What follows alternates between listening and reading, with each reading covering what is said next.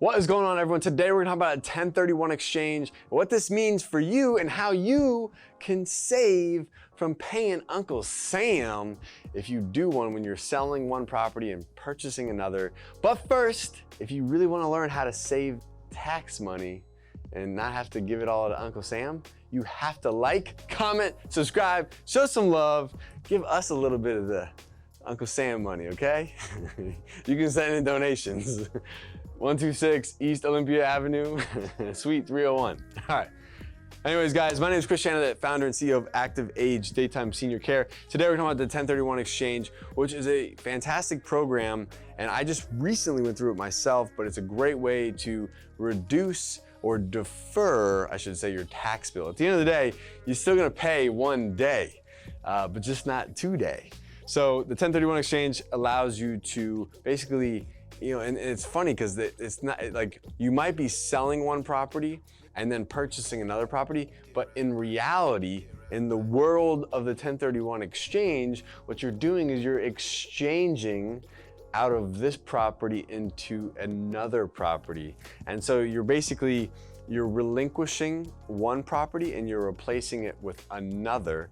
And it's done through the form of an exchange agreement, which is part of this 1031 exchange tax code thing, Bob, that allows you to not incur the capital gains tax on the appreciation of maybe real estate or real property that you might own. So that being said, guys, 3 things to know when you're doing a 1031 exchange. If you're looking to sell a piece of property that you might have and you want to purchase another property, you're going to have to find something that's at least equal or greater in value than the current property that you own. Number 2 is you have 45 days from the time that you sell your relinquished property to find a replacement property. You have 45 days and you have 180 days to close on that new replacement property. And if you don't meet some of these requirements, you could potentially disqualify your 1031 exchange. So this is a lot of times why it's very, very important that you hire a qualified professional, such as a qualified intermediary. So a lot of times this might be an attorney, or this might be someone that just specializes in just 1031 exchanges. And this qualified intermediary is the one that's gonna help handle the actual exchange agreement and maybe the funds that are coming out of, say, this relinquished property into this replacement property. You're gonna want to follow these steps in order to successfully complete your 1031 exchange. Number 1 is you're gonna wanna hire a qualified intermediary. This could be an attorney or someone that just specializes in 1031 exchanges, and they're gonna actually set up an exchange agreement, which you'll sign, and then you'll also then set up an escrow account potentially with them. And what'll happen is when you sell this one property, any of the funds that are going to go into your next property, so you don't incur this tax bill at this time, or this capital gains tax, that money is going to go straight from the closing or from the settlement right into an escrow account with a qualified intermediary or with your attorney that might be handling this.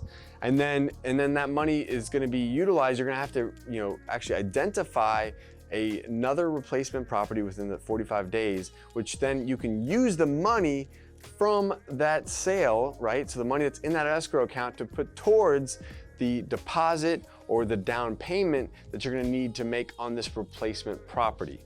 And so all of this is gonna be handled by a qualified intermediary. So make sure you reach out to one way before you make this change, because you don't want to be like, oh, crap, we have a closing next week, and who am I supposed to call? Because it might take you a week or 2 to even get into someone, depending on how busy they may be.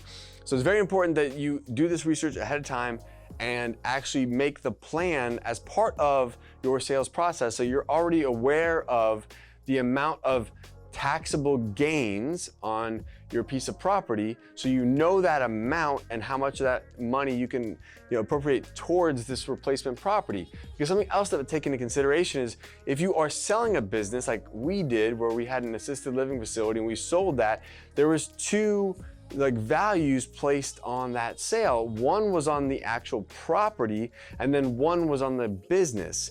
And so this entire 1031 exchange is really based on the actual property. So what they're taking into account is, what did you purchase the property for?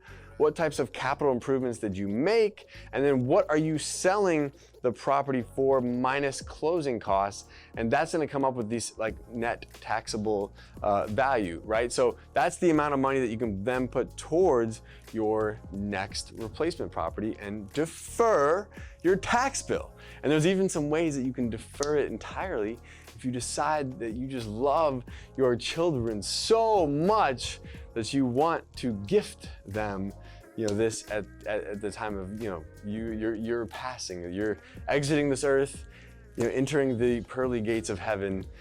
But anyways, that's obviously another story, and there's a lot more things about that we could go into details about, but I would say always consult with an accountant or someone that actually specializes in this. I'm just giving you my take and my understanding from my experience just recently going through this in October of 2021, where we sold our assisted living facility and purchased a new building and went through this 1031 exchange process, which was fantastic because it saved us probably around $300,000 that we would have had to pay in capital gains tax. So I'll take it, all right? We need that money today, and I definitely did not want to write that check to Uncle Sam. So anyways, guys, thank you guys so much for joining me on this one.